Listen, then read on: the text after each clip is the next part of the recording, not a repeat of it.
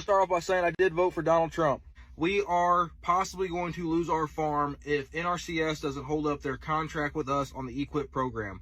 So the reason that they're not able to hold up the contract is our EQIP program, which is cost sharing on fences, waters, a well, and some seedings, was funded by the Inflation Reduction Act. Because of the executive orders, there's a pause or a freeze on the funding through the Inflation Reduction Act, and they're not able to pay out on the stuff that we completed or anything going forward. I'm not the only one this is affecting. So there are other farmers in the comments saying that they're in the same boat that I'm in because they signed these contracts, and the contracts, even like, so whenever I looked into the contract, I made sure that that funding was set aside. It wasn't funding that, oh, we hope it's there whenever it's done. I made sure that that funding was set aside so that way before I made these business decisions, I knew that funding was there per contract. So they're backing out on the contract because they don't have the funding. They can't release the funds.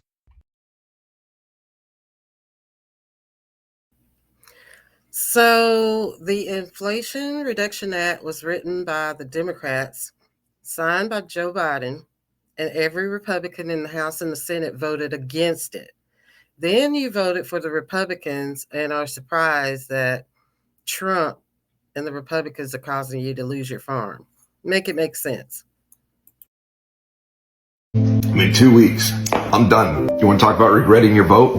I never thought I'd say that, but I regret my vote. I voted for Trump. I voted for Trump, and I regret it now. As a Hispanic, I voted for Donald J. Trump. Dude, I regret it so much, man. I am regretting my vote for Donald Trump. I voted for Donald Trump, and now I regret it. A lot of people who were like me voted for Trump and have to account for that. I regret voting for Trump. So deeply regret my vote for Donald Trump. I regret voting for Trump. I was a dumbass, voted for Trump. It was the worst decision I ever made. I've seen the light, and I got out of MAGA. A lot of us there have seen the light. We have deep regrets. I feel guilty because I voted for Trump twice. I feel very guilty because I feel responsible. That's why he's still running. I was with Trump for 9 straight years. I'm disappointed. I'm very disappointed in Trump right now. Prices from one year to the next are the same, and they're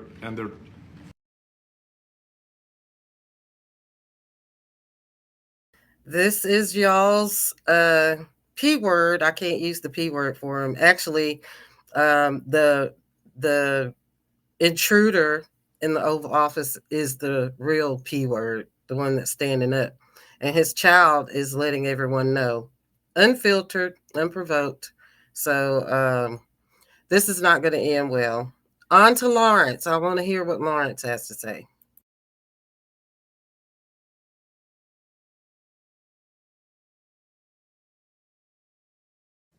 Well, there was good Trump news from the Oval Office today, if this one thing that Donald Trump said is actually true.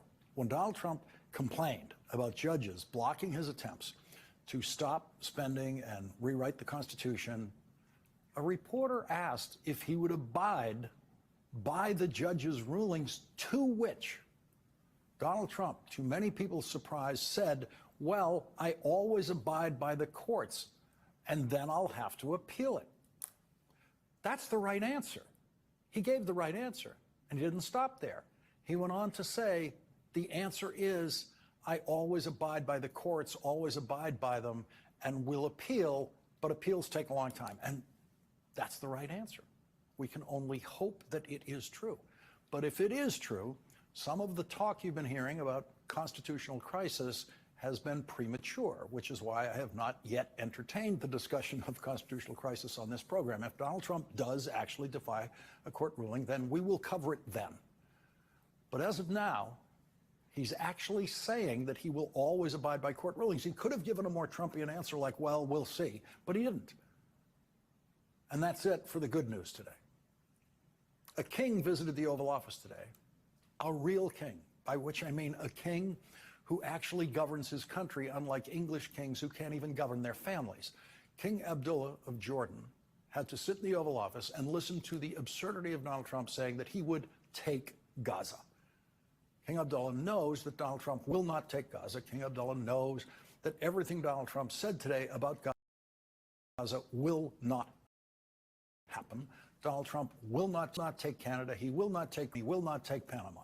That is the nonsense that Donald Trump throws out there to try to distract the news media from what he really is doing, which includes literally taking food away from starving babies, from starving children, starving grandparents. And the person who is helping him do that stood over Donald Trump in the White House today, thereby delivering a picture of presidential subservience, the likes of which we have never seen, the most powerless image of a president of the United States ever created by a camera. There it is. In that shot, Elon Musk is doing everything he possibly can to tell the world, without saying a word, that Donald Trump is not the boss of me. Donald Trump is the boss of the other adults in that shot, Stephen Miller and Will Scharf, and that's why they are following Donald Trump's lead on the dress code for the Oval Office, which is the same dress code that has existed for every previous president. Elon Musk owns suits and ties. We've seen him wearing them. But today he decided to do the billionaire thing. I met my first billionaire 25 years ago in Hollywood. It was at a fairly small reception in a private home during the Democratic National Convention in Los Angeles. I was wearing a suit and tie, as was every visitor from Washington in the room. The editor of Time magazine was one notch more casual, wearing a blue blazer and gray slacks and a necktie.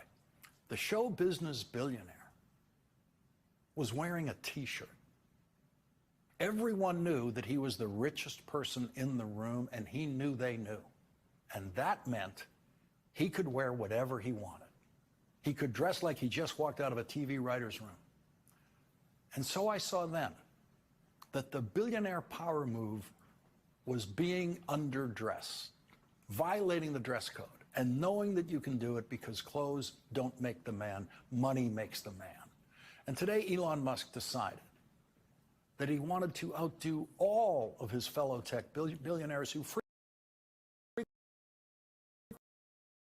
frequently show up in T-shirts, and so he violated another news meetings in a lot of places by bringing one of his 11 children. It was like bringing a dog to the home of a person who hates dogs. And we all know how much Donald Trump hates dogs. His favorite line in publicly announcing firings of people that he hired in the first Trump White House was, "I fired him like a dog." I don't know what that means. Dogs don't get fired. It can only mean dogs. Donald Trump had no trouble remembering the name of Elon Musk's child because it's the shortest name he's ever heard. Hello. Nice to meet you again. Coming often? X, are you okay? This is X, and he's a great guy, high IQ. He's a high IQ individual. All right, let's go full screen with these shots because I want to see everything that's in these frames at the White House, okay? The child was there as a power play by Elon Musk, demonstrating he can do whatever he wants in that room. When Donald Trump is your boss, you don't bring your kid into a business meeting with Donald Trump. And when Donald Trump is your boss, you don't talk more than Donald Trump in a business meeting with Donald Trump. Elon Musk spoke 3,666 words. Donald Trump spoke 2,487 words. Mike Pence never had a day like that in the Oval Office with Donald Trump. J.D. Vance will never have a day like that in the Oval Office with Donald Trump because Donald Trump is the boss of J.D. Vance. One thing Donald Trump always craved before he ran for president was the attention of the truly rich, virtually all of whom ignored Donald Trump as phony rich and vulgar rich. And now Donald Trump has the attention of the richest person in the world, the person who can literally bail him out of any financial difficulty, like the $85 million that he owes pending his appeal of her successful lawsuit against him, and the $500 million that he owes the state of New York pending his appeal of the lawsuit New York Attorney General Letitia James won against Donald Trump. And we have no idea how much money may have already passed between Donald Trump and between Elon Musk and Donald Trump. We have no idea how dependent Donald Trump is on Elon Musk. There will probably never be a way of knowing. Elon Musk and Donald Trump proved nothing of what they said in the Oval Office today. Given their demonstrated comfort with public lying, everything they said about government waste in the Oval Office today, which had no specific details and no evidence, should be regarded as untrue unless and until proved true. As soon as they can show us the billions of dollars, what Donald Trump called today a lot of billions, and Elon Musk called a trillion. As soon as they can show us any of that waste, fraud, and abuse and prove it, I will congratulate them for finding that waste, fraud, and abuse. But so far, they have found absolutely nothing because they have produced no evidence of what they claimed they found today. They did not mention a single name of a single recipient of a single wasted dollar by the American government.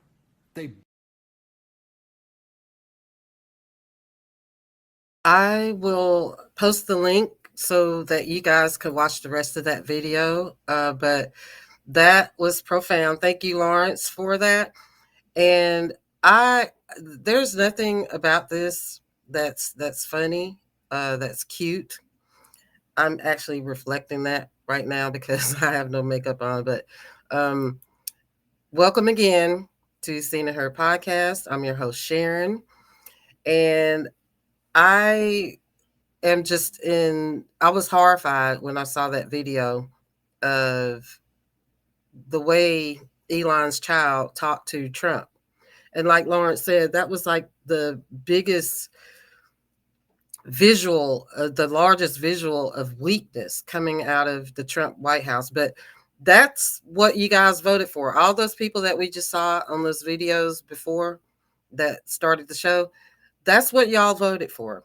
I would like for you guys that are listening and watching, let me know what you think. Sound off in the comments, leave a voicemail. I want to engage. I want the audience to be engaged. I want you guys to be able to share your views, because I know some of y'all are still watching the regular TV. I only get the clips after the broadcast, the actual broadcast, because I don't want to give them any ratings boost or anything like that.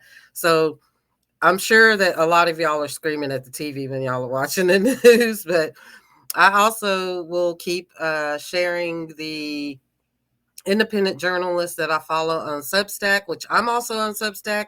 You guys can subscribe to me there on Substack, and I've written some articles for Black History Month, a couple of articles. I even wrote one about the NFL. Qasim Rashid, his Substack is Let's Address This.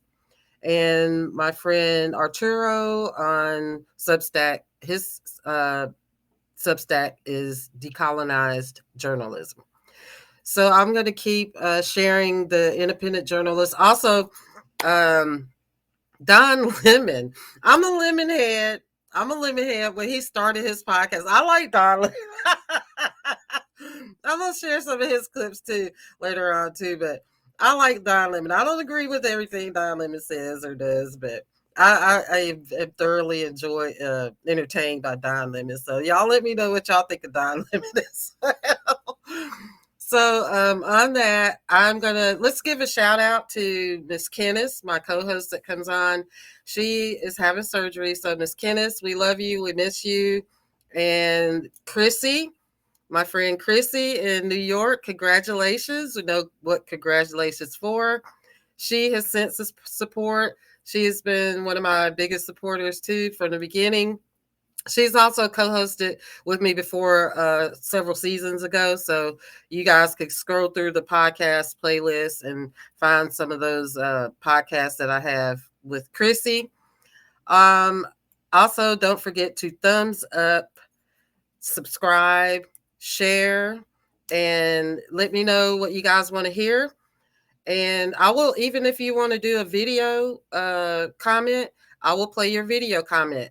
Give me permission, I'll play your video comment, because I want the audience to be a lot more engaged. So that's it for now. I'm Sharon, again, your host for Seen and Heard podcast, where everyone should be seen and heard. And I'll see you on the next one.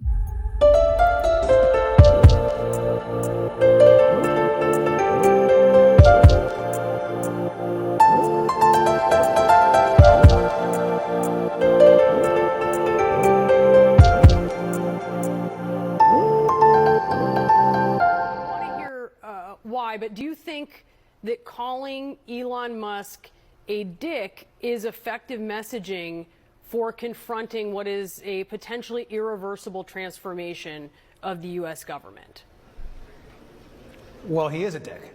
And I think that he's also harming the American public in an enormous way. And what I think is really important, and what the American public want, is for us to bring actual weapons to this bar fight. This is an actual fight for democracy, for the future of this country. And it's important to push back on the chairperson of this committee. I mean, Marjorie Taylor Greene talks about having decorum, about bipartisanship.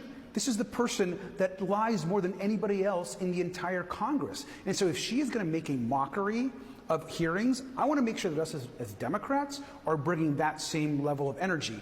And of course, after those comments, we went into exactly what Elon Musk is trying to do: dismantling the Department of Labor, dismantling the Department of Education, dismantling all of our consumer protection agencies. And so it's all important, but it's also important to get the attention of the American public and call Elon Musk out for what he is, and to make people know that Marjorie Taylor Greene is not a serious legislator and she shouldn't be treated as such.